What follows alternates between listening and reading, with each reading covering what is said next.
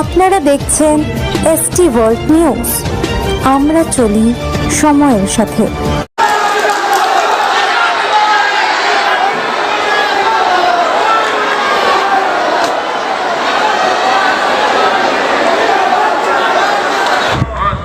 এই মুহূর্তে পুজো আছি মণ্ডলপাড়া গার্লস স্কুল সংলগ্ন ক্যাথিড্রাল চার্চের মাঠে।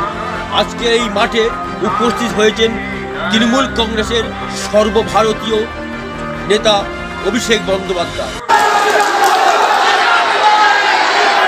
রায়দিঘিতে কত বললাম, এখানে বাংলার বাড়ি পেয়েছেন প্রায় 25,900 জন, মানে প্রায় 26,000।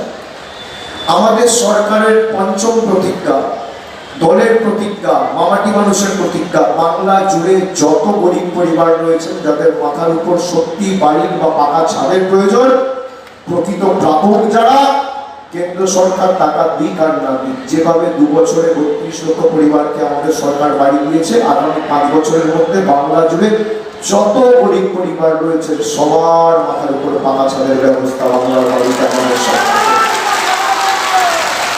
আমাদের অঙ্গীকার, আমাদের প্রতিজ্ঞা, আমাদের শপথ।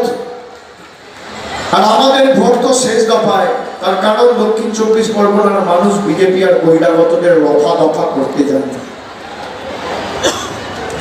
এদের প্রথম দফায় এমনি গণতান্ত্রিক ভাবে মানুষ মাথা কাঁধ ঘাড় ভেঙে দেবে।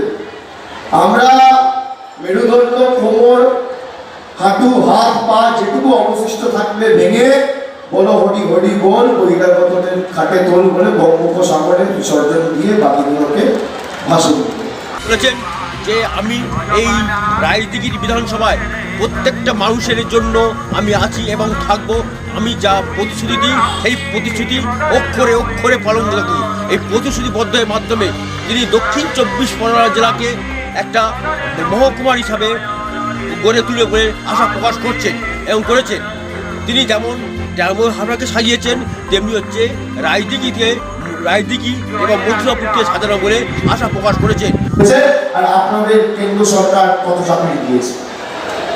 আমি আপনাদের অনুরোধ করব যে যারা বিজেপিকে দেখেছেন কিভাবে আমাদেরকে প্রতি পদক্ষেপে বঞ্চিত অত্যাচারিত করে রেখেছে, যারা আমাদের ভাষা অস্বীকার করেছে, পিছনে কি লেখা আছে বাংলায় একটা শব্দ করতে পারে না, যে মঞ্চ থেকে বক্তব্য রাখছে বাংলা বলতে পারে না, বাংলা পড়তে পারে না, বাংলা উচ্চারণ করতে পারে না, লিখতে পারে না, সেটা কি বাংলার মানুষকে গ্যারেন্টি দেবে?